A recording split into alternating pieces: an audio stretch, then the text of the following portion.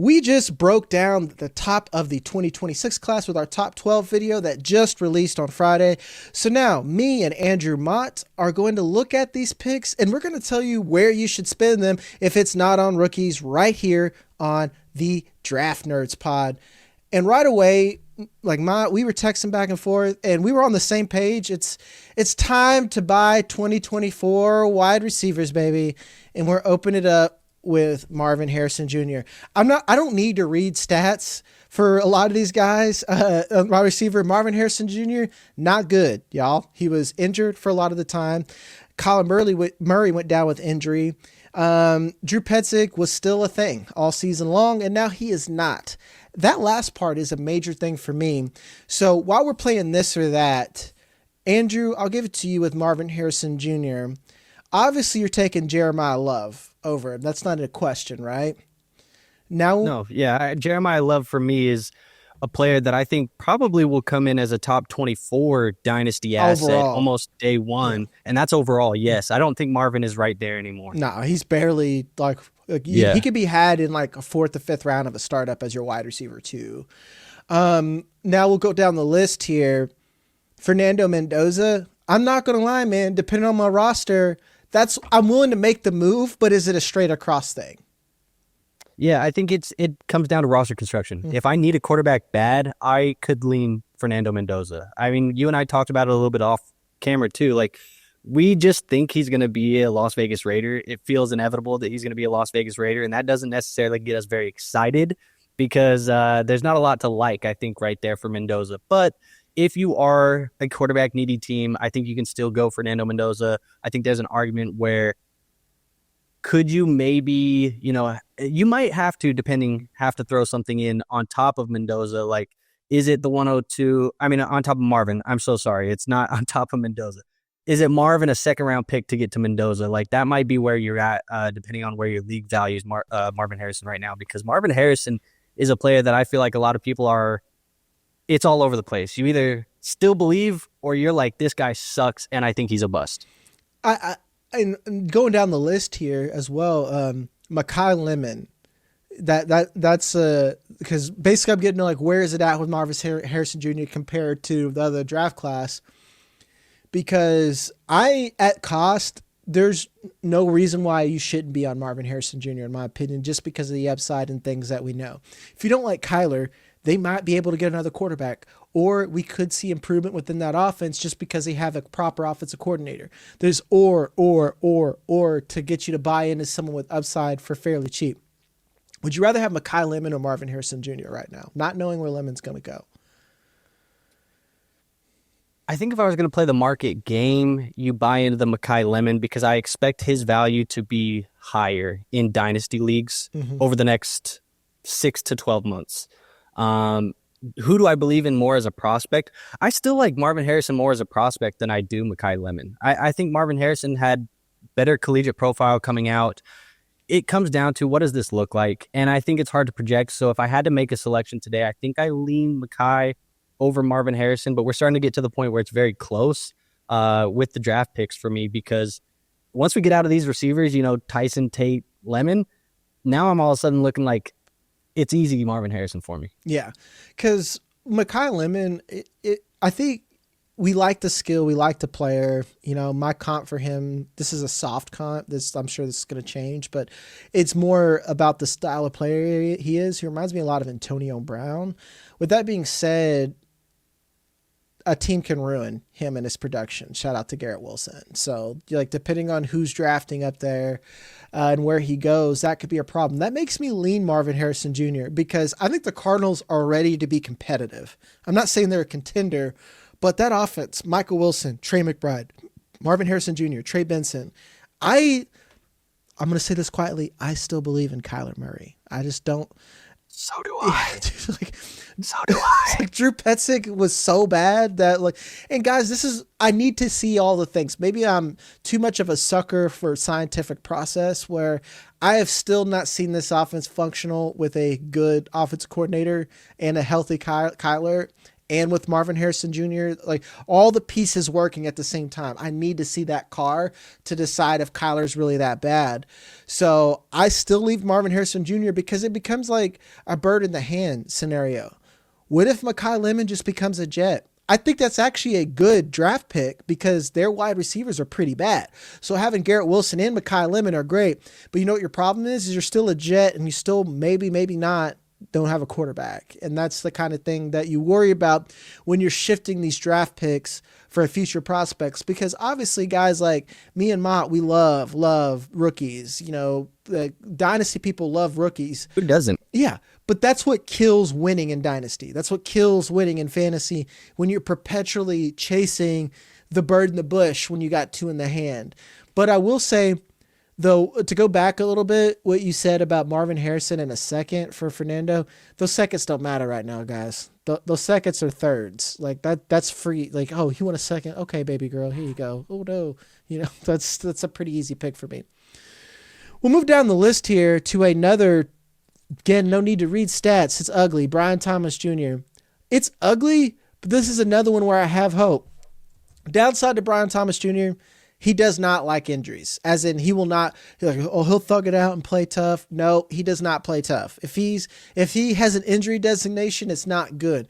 Now, the severity of those injuries, those are things we don't ever get to, like, I don't know, in May, we start hearing so-and-so played with a Liz Frank injury all year long. And then we start hearing that stuff come out. But everything came together for the Jaguars.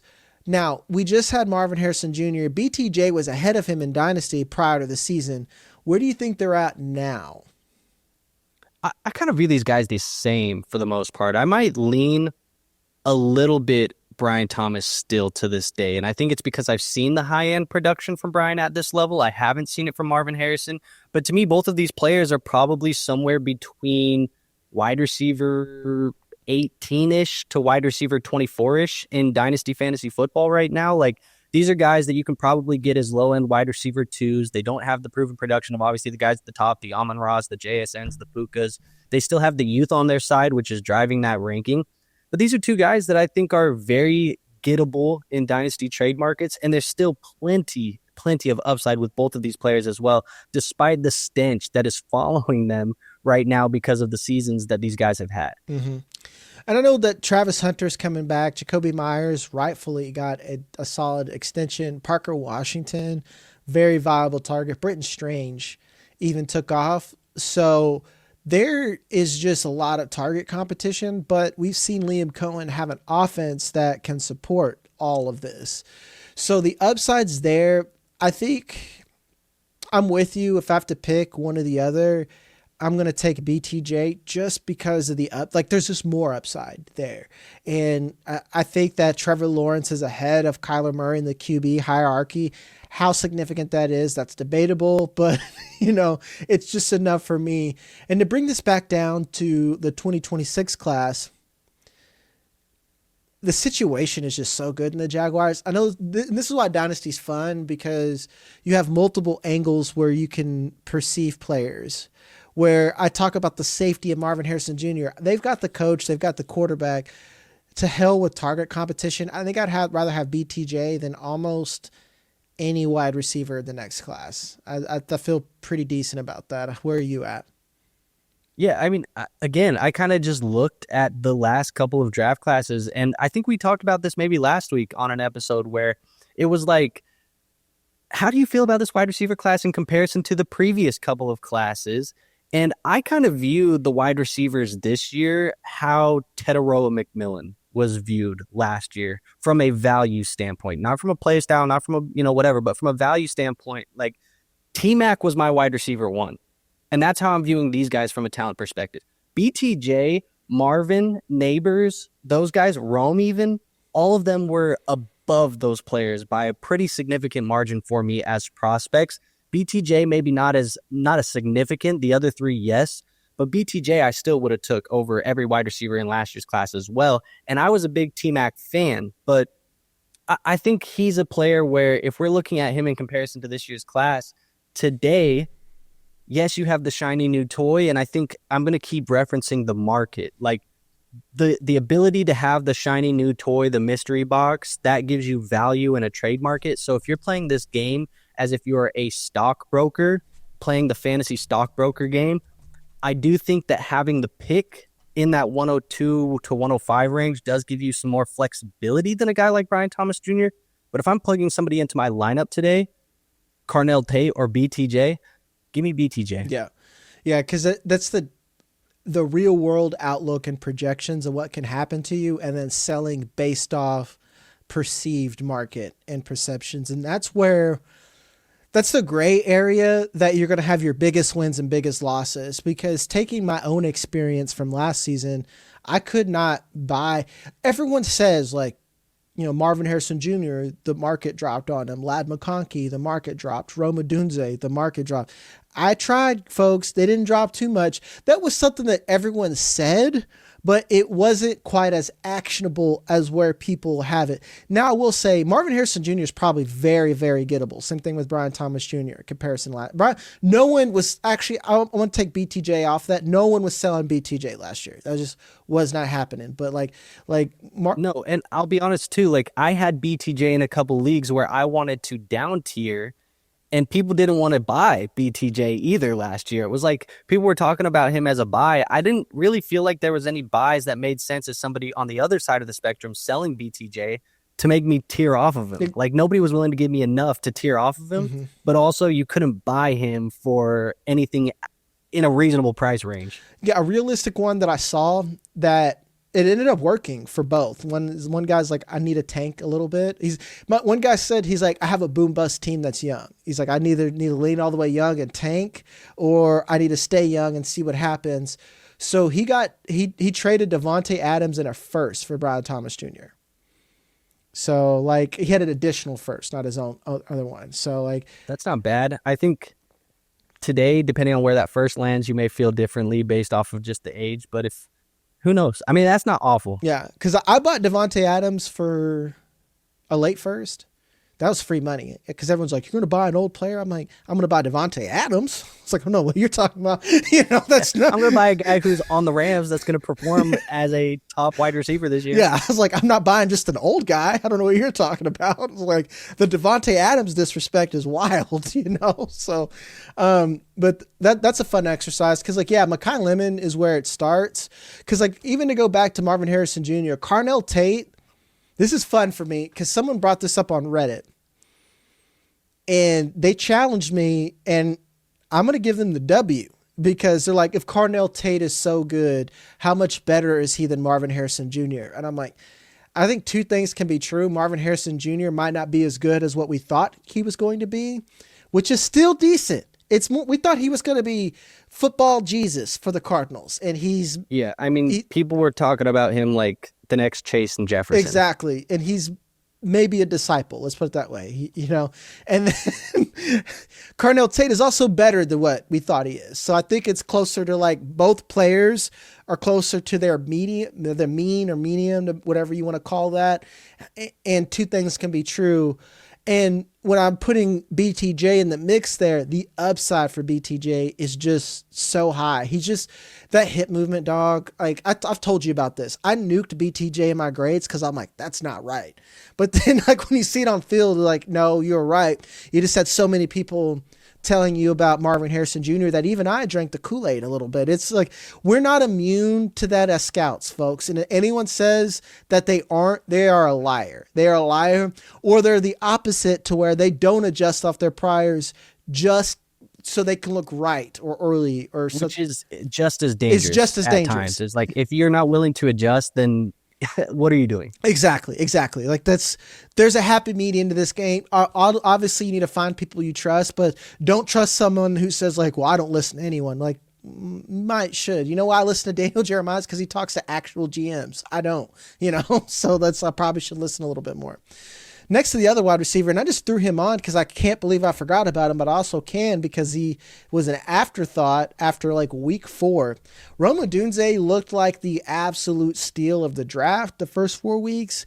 And then we saw the entire Bears offense fall off, and now it's only just now figured itself out. And that comes with now we have Luther Burden in the mix. DJ Moore, I feel like DJ Moore is like, oh, we could actually win. All right, I'm going to show up. And then Colston Loveland as a tight end. Yeah, until you get to overtime of the fucking playoff game and you decide not to run a route, DJ Moore. What the hell are we doing? That's the same DJ Moore shit he was doing all year. Because I'm sorry, guys, for this rant. This needs to be said about DJ Moore. This needs to be said. You heard Ben Johnson come in and he's like, yeah, guys that aren't finishing routes are playing hard. He basically said DJ Moore without saying his name. Like, if this was a classroom where you heard a teacher is like, and those who think you can get away with this on the test, and everyone looks at that student, that was DJ Moore during that time. And he, in the key moments, man, he did the same thing. Like you remember the interception, was it overtime that Caleb Williams took, where everyone's like, I told you he was a bust. I'm like, no, that was a bad route, and he threw it where it was supposed to go. So I expect DJ Moore to be gone. I feel like he should have been gone, but no one wanted him this year, and now they might have the option. That brings us to our boy Rome Odunze. He's probably the most gettable on this list. Besides, like, we got a couple more. Sure. Yeah, for sure. Because you had the fall off from some of the early season production of the touchdowns were in favor of him. And then the touchdowns kind of went away. And then you had the injury dip with Rome Odunze on top of that. So you have an injury and the touchdown regression. And now people are looking at it and everybody's excited about every other guy in Chicago. I love Colston Loveland. I love Luther Burden. I love, XYZ. Rome Odunze is the guy that people are talking about the least, it feels like right now. Mm-hmm. And so he's the player that I actually still believe. Maybe I'm one of the guys that can't adjust. It's just what I see with my own two eyes. I think Rome Odunze is still the number one wide receiver. I agree, man. And it's not just what you see on tape, it's context. He was playing through injury most of the year. This was a weird offense, and people, especially, and I'm not disparaging people who stick to statistics and analytics. It just doesn't always provide the context to answers like, well, why are these numbers shit? Does that mean the player shit? No, that's sometimes a lot of things happen. And I think Rome Odunze, there's a lot of things happening, and a lot of those things are DJ Moore. And I think him being gone is going to open things up both for Luther Burden and for Rome Odunze. Now, Cole Kmet, I think, is still going to be a problem, but just knowing how scheme works, Cole Kmet is going to be a problem for Burden and Loveland. It all comes down to what do they do differently. Mott, you're a basketball guy. So Rome Odunze is their big stretch four that does things differently. Luther Burden is that Russell Westbrook attacking point guard that they have. And then you've got two other attacking shooting guards that are your tight ends that are live in that short range area, kind of like deep cut Victor Oladipo. I think about like shooting guards like that. But then, and I know I'm using basketball references. I hope you guys are with me. Rome Odunze does something different that everyone else does, and that's valuable. It's just on this team to be able to make that fit because there's only so many touches to go around. The most valuable thing I did to myself this season early on was make projections, not because I'm a stat nerd. It just helps quantify the realistic amount of targets that can go around and who can get them. And it was just incredibly messy for Chicago. Rome Odunze, you could get for probably a late first. And this is something you need to move on now. I wanted to make this video right now because more and more analysts are going to come to this conclusion that this is not good. This is not good. And you need to make these moves in that gray area. You need to be annoying. Where people are like, well, it's not even the end of playoffs. What do you do in training? I'm trying to win, folks. I'm trying to win, playa. That's why you make these moves. Now, this one's mine. He's my favorite. He was my white boy of the year, Ladd McConkey. I thought that was me, man. I don't know. No, you only qualify for 2020. This is next for awards. 2026. Yes. Okay, I didn't get enough PT in 2025. Exactly. We'll catch you up on this next year for white boy of the year. Ladd McConkey. Greg Roman's gone. The bad man's gone. That's all I'm gonna say. I think he's still a baller, man. I still think he's still a baller, man. Are you worried about Quentin Johnston? Are you worried about any of these other targets? No, sir. This is Ladd McConkey's wide receiver core. I think Keenan Allen's a player that's probably going to be sitting at home right now pondering, does he hang up the cleats or not? I think Gadsden flashed at times. Fine. Not super worried about Gadsden as a target earner versus Ladd McConkey. Not too worried about Trey Harris as a target earner versus Ladd McConkey. Right now it is Ladd McConkey in this wide receiver room. And I look back at this year and I say, what went wrong? Well, it starts when you lose 2 offensive tackles, both of them all pro level offensive tackles. That hurts. You lose your run game in Amarion Hampton, and you have to run out Kamani fucking Vidal for the rest of the season. A whole backfield had to die for him to get on the field. Like Najee, exactly. everyone. Like it hurts. And so when you lose all of those pieces of your offense, things get worse. The efficiency gets worse. You can't just lean on, some of the good stuff that was happening early on in the season because you're trying to plug the holes in the boat. This shit is sinking right now, and we're trying to stay afloat. And so I think Ladd McConkey, for me, he's a player that I definitely like right now. He's a player that I'm targeting to buy in leagues. I've been shopping these mid to late first round picks to go try and grab him in my own leagues right now. I've been doing the same with a couple of other guys. I think one of them's later on this show, but we'll talk about that. But yeah, I'm all in on Ladd McConkey, man. I think he's a great buy low candidate right now because it seems like a lot of people have gotten a little bit less excited about Ladd for some reason. And I look back at this year and it didn't even feel like this year was as bad as people are making it out to be. Yeah, and The stat heads didn't like him because of projections, and I told them, I'm like, you're over. They were right about Keenan. I'm like, you're over projecting Trey Harris. I just don't think he's very good. He's not very good. He's good at one thing, which is he has a decent release and he has modest size. But other than that, I thought he was worse than Quentin Johnston, to be honest. Quentin Johnston does some things after the catch where you'd be like, okay, we need to work to get this guy involved. And they did. But I still think him as a tertiary piece. And if anything, I think Odunze Gadsden is a huge reason why Quentin Johnston fell off. Because, yeah, they had him play on the outside, but they scooted him in to play big slot as well because he was running a lot of them wheels. He's running a lot of them deep seams. And Odunze Gadsden could come in and just be a little bit more effective because he has better hands. I'm trying to get Ladd McConkey I was so bullish on Ladd McConkey. I traded my Ashton Genty pick for McConkey.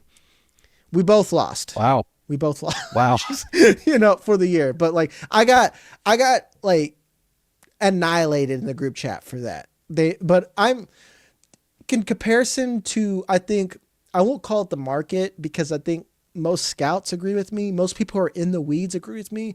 But the general consensus to the everyman, I am much lower on Genty. By much lower, I think that Genty is like closer to Breece Hall than he is to Bijan Robinson, and some people think he's a better prospect than Bijan Robinson. I've seen it. Like that's just nuts. Like I'm getting heat because I think Jeremiah Love is better than Bijan Robinson, than Ashton Genty, and I just don't think that's a hot me too. take. I said that the other day on a video too, and people were like, "It's funny how all these analysts just think that the next guy is always better than the last guy." I'm like, yeah, except for when it's true. Like It's like I think obviously I don't think we're not sitting here saying Jordan Tyson is better than Malik Neighbors. No. That's not better than the next guy. We're saying Jeremiah Love is better than Ashton Genty by a little. I'm not even saying like it has to be like by a mile. It's the receiving. Ashton Genty's a better runner, but you know what scores a lot of points and then raises your draft capital? Receiving. That's all we're saying. Yeah, exactly, man. So I'm not too worried about it. Going back to Ladd, like he's a player that I also made a move for last offseason. I traded not the Ashton Genty pick. I didn't move the Ashton Genty, but I moved the 103, which at that point people were looking at Cam Ward and Travis Hunter. That's what it was for that. So that's a win. I'm going to take Ladd McConkey over both of them guys right now. That's an instant win. And here is my thought on McConkey and why I was so high on him. Everyone has been incredibly high on Garrett Wilson up until the season when we all were like, man, he's a Jet. We gotta rank that somehow. But Ladd McConkey and Garrett Wilson are the same profile. Statistically, they are the same profile. But hear me out, dude. I think because Ladd McConkey is a white dude, people don't realize that. They think he's just a slot. I'm like, Ladd McConkey. Why do you think he gets paired to Cooper Kupp? Yeah. People say he's Cooper They're not Kupp the or same he's player. Julian Edelman, and it's like he plays different. Yeah. He's a number one. Yeah. He's a number one wide receiver. Like he is a little bit more narrow than Garrett Wilson, but they are both 6'6", 6'1", can play on the outside, shifty route runners, can extend forward. Like you said, Ladd McConkey is a 1, baby. I am so angry at the Patriots, at Gerard Mayo, for drafting Jalen Polk instead of Ladd McConkey. Like we fumbled that bag. There's so many options we could have done there. So I'm all in on it. He's another one where I'm taking every wide receiver. I'm taking him ahead of every wide receiver firmly, because here's what's different between him and Garrett Wilson. He has Jim Harbaugh and Justin Herbert. They fired Greg Roman, and to give Greg Roman a little bit of credit, his offense runs through the play action. He didn't have a running game. That hurts. Another thing is, it's like, hey man, it's kind of a pass first league. So like maybe you're a little bit dated, which is like fine. It's whatever. I'm sure he's going to get another job.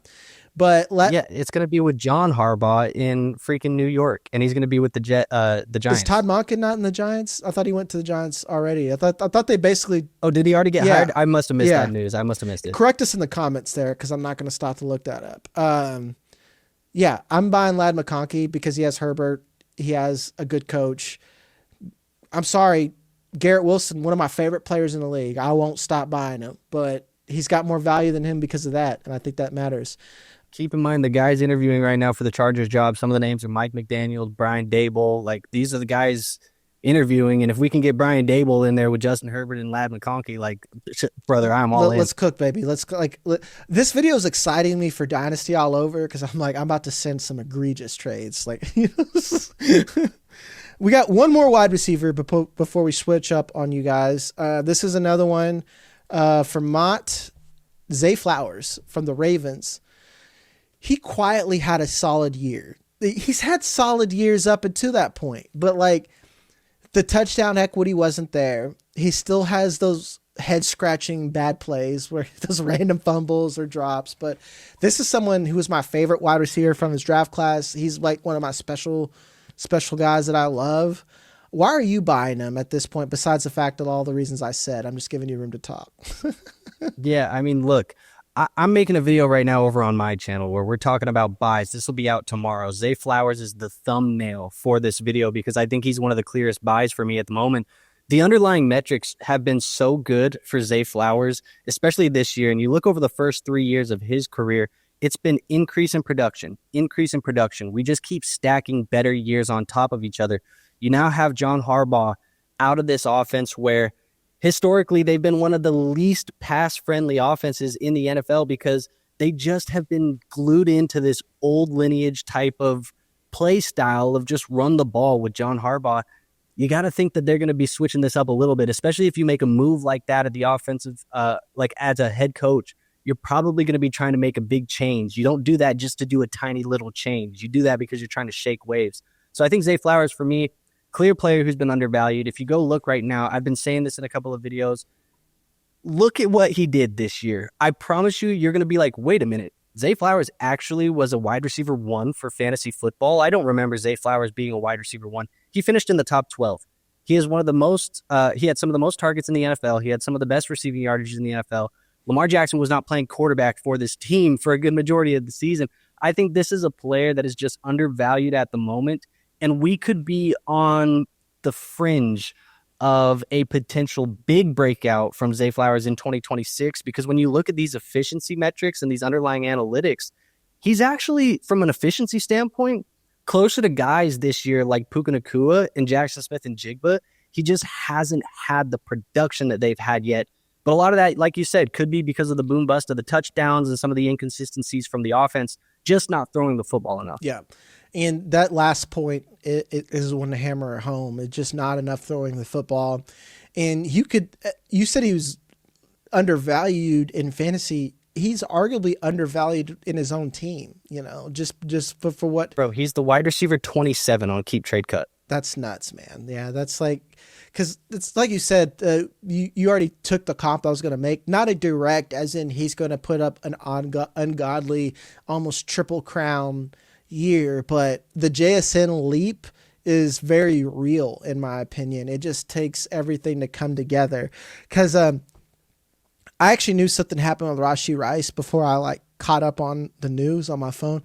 Someone sent me Rashee Rice for Zay Flowers straight up, and I'm like, where's the poop is what I really thought. I was like, red flag. Exactly. So then I was like, what's going on with Rashee Rice? And then I was just like, what happened with Zay? Because Zay Flowers is one where on my rosters, I've taken him for granted because he has not left the lineup. He's just been in there, and I'm not even thinking about him until it's a bye week or something. He's been that reliable because even when we were down on him, let's say the season before this one, he was still at 10 or 11 points per game, dude, solely just for the PPR targets and those little Russian ditties he did. So I agree with you, man. He's a big time buy.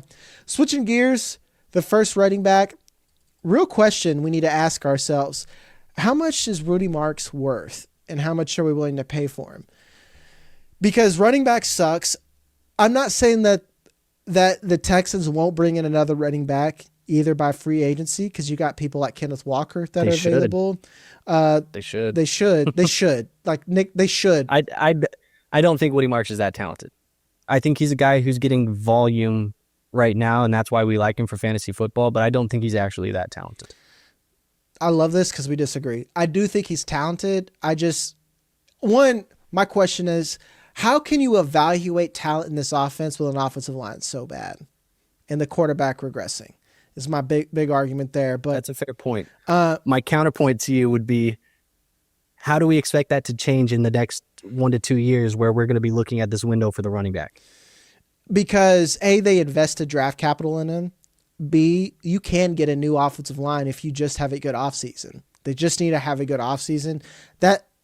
They have D'Amico Ryans. D'Amico Ryans, I feel like, is doing the right thing. The only thing he hasn't figured out is who is his offensive coordinator. I personally think Bobby Slowick didn't deserve to get fired. I was like, hey, man, you need to get a fullback out there ASAP. That was your big thing, is they switched off the fullback. That was the biggest swap when Bobby Slowick's first year to year 2, and it showed. It slowed down the running game, and when the running game slowed down, this is another offense that plays through that running game, because that's he had that Shanahan running scheme closer to Mike McDaniel's a little bit, and so it didn't work very well. So, like, if I'm Mike McDaniel, that's a team that I kind of want to go to. I think Woody Marks is an excellent receiver. We actually didn't see a whole lot of that just because they have good receivers, and this offensive line is so bad that he had to stay in and pass block, which he is excellent in, and I think he's a solid runner. So I think two things are true, is that volume did a lot, but volume overcompensated for the offensive line, and I don't think it's a lack of skill thing. I was also like, Woody Marks was a top 5 back for me in that class. Like, that's like I'll just be full disclosure. I've been a Woody Marks guy since day one.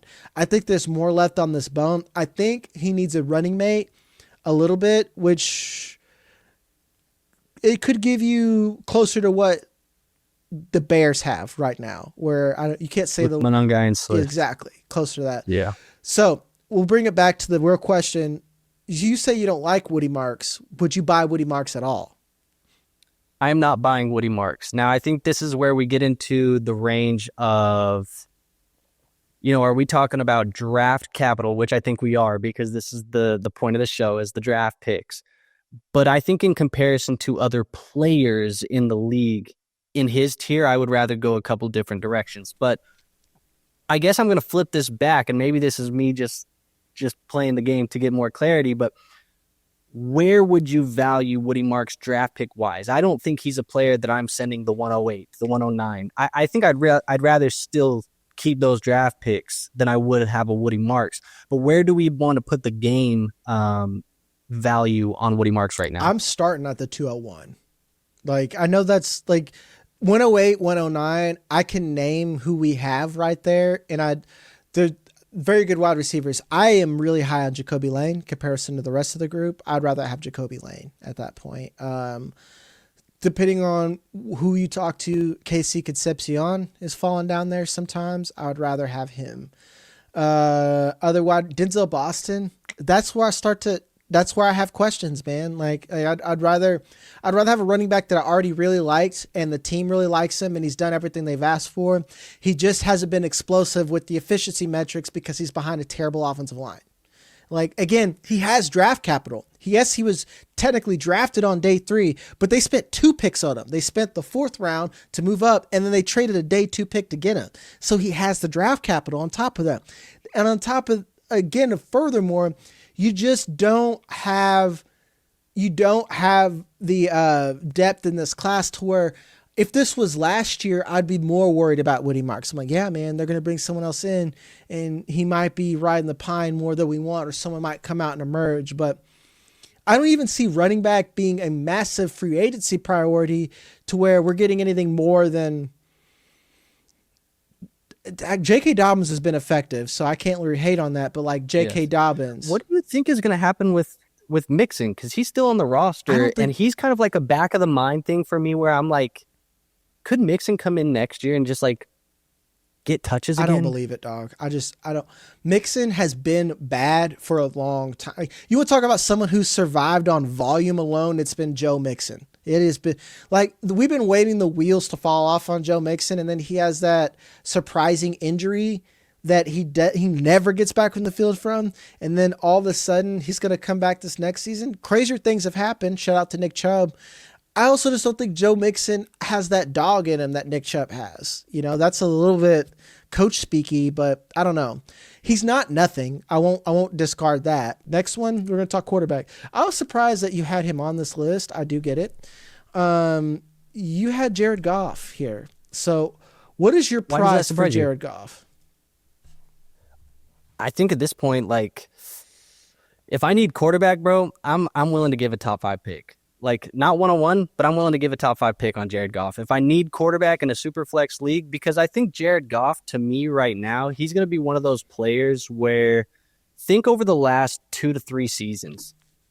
If you've been consuming content, I guarantee you've heard everybody every offseason, go buy Dak Prescott. Dak Prescott's undervalued. Dak Prescott finishes as a low-end QB1 when he's healthy. Dak Prescott, you've heard that for 3 years, it feels like. Get ready to start hearing that for the next 2 to 3 years about Jared Goff, because Jared Goff is a player who I think is in an offense that obviously we all love. If you look at Detroit, you're not going to say this is a bad situation for Jared Goff. Jared Goff is going to continue to be a very solid quarterback in a high-scoring offense that likes to pass the football, has a head coach that is aggressive on fourth downs, always trying to get the extra yardage, the extra points. He's just going for 2. Like, this is a fantasy-friendly offense. I look at where he's valued right now over on consensus sites like Keep Trade Cut. He's the quarterback 20. People 20? Are down on 20, dude. What do we do? I haven't been on Keep Trade Cut in a long. What? That's why I haven't been on Keep Trade Cut.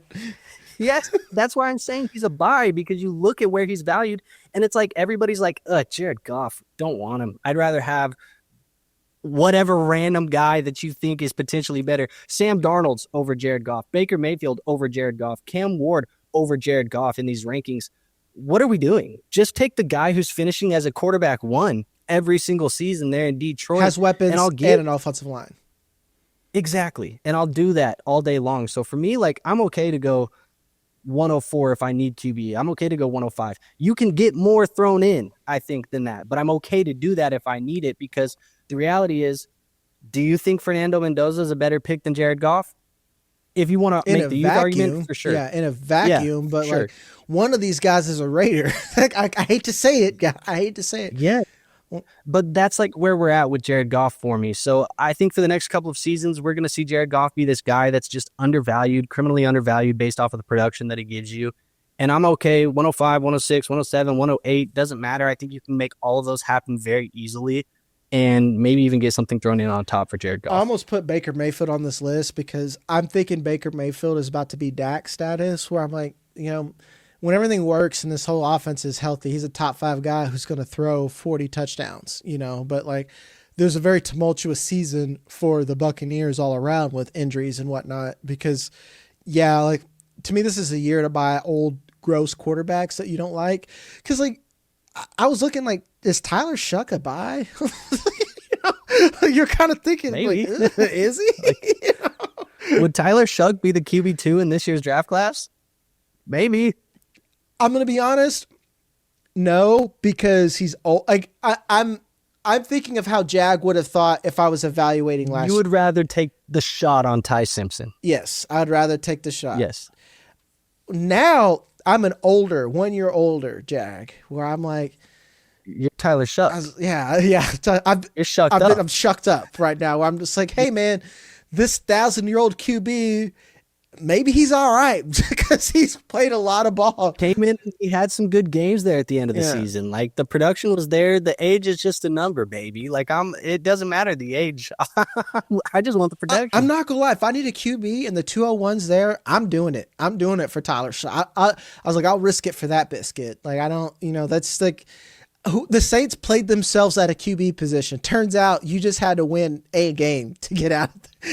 Like it sucks, but like they played themselves out. The free agency at QB, not good either. Good QBs don't become free agents, guys. Let's put it that way. There's a reason why a lot of these guys get traded or they released because of Aaron Rodgers. Like Aaron Rodgers, who's he going to play for next year? Probably the couch. Oh, I'm assuming. It just doesn't. The retirement. Yeah. I mean, look, the golden free agent quarterback in this year's market is Malik Willis, and Malik Willis isn't. Let's just say he's not like an elite quarterback that anybody should be super excited about. I saw some people say, like, if Malik Willis, given the GM in Miami that was a Packer front office guy, if he could bring Malik Willis to Miami, does Malik get a 1 year where Tua's on the bench, or they get rid of Tua and they go with Malik Willis in 2026? But then guess what? Miami's going to be drafting a quarterback in 27. Yep. My buddy Alfredo Brown, if you guys watch fantasy, I'm sure you know Alfredo Brown. He's my best friend. He's a Dolphin fan, unfortunately. They were talking in like the group chat. They're all Miami guys. And I was like, Malik Willis is the worst case scenario for you guys because I think he's just good enough to win too many games. I think games that he ruins your quarterback shot at like a Julian Sayin or ruins a shot at, one of those guys. But then you're like, not in playoffs. He gave me enough to be excited about that. Like, I kind of want to keep moving forward with Malik Willis, which is so dangerous because you don't want to keep moving forward. QB, you're either first or you're last. Like, it's either a franchise guy or you're not with QB. And like, I just don't think he is. I want to know you are dog shit. Yeah. As quickly as possible so I can go find the guy who's not. Yeah. Garrett made a good point here. Cause like, I'm looking at Shedeur and I'm like, what's going to happen there with the Browns? Cause like, I don't know what to think about Kevin Stefanski. I think he botched that QB situation. I think Shedeur should have been playing a lot earlier, a lot faster. I'm not saying that Shedeur Sanders is the guy. I'm not saying he's a franchise guy. I'm just saying he was clearly probably the best guy on that team for like better than Dylan Gabriel, and it got weird. That's why I think I'm actually really excited about Stefanski and the Falcons. I don't know about you, but Shedeur Sanders is another one where Garrett brought up, he's like, man, I need Shedeur to either play really bad or really good. I don't want it in between, and you got in between. So that's kind of a weird one. But speaking of Falcons, that's kind of what I'm hoping we don't get with McCarthy here in Minnesota, because I feel like we've seen enough good flashes, and then there's been low lows, and I'm like, I don't know if we have our guy yet. I think we might, maybe, I don't know. But like, I don't want to be in this land of I don't know. Yeah, it's the experience factor I worry about, man. I don't think he can get good fast. I'm worried he can't get good fast enough, and he might be that Sam Darnold trajectory, whatever. Dude, my life is in hell right now. If it's Sam Darnold trajectory for JJ McCarthy and he goes to be a starter somewhere else and is actually good because he had enough time to develop, and then Sam Darnold leaves and goes and plays in a Super Bowl with the Seahawks. I didn't even think about it. That's a worst case scenario, dog. Don't talk to me. Andrew's like, don't put that evil on me, Ricky Bobby. I need Seattle. Look, I like Sam. Sam was so fun to watch as a Vikings fan. Sam, I might be an undercover hater right now. I kind of want you to lose next week. He's like the Vikings fan in me is bigger than the rational like analyst in me. I love it, dude. Let's go Rams, baby. That's like, I'm happy right now. Like, I'm a Patriots fan. I'm like, this feels so good. Like, it's like, oh yeah, Jarrett Stidham looks awesome in the AFC. I was just like, man, we back. And like, I hate it. Like my main group chat, you're the only one who's got a good team. It's Browns and us in there.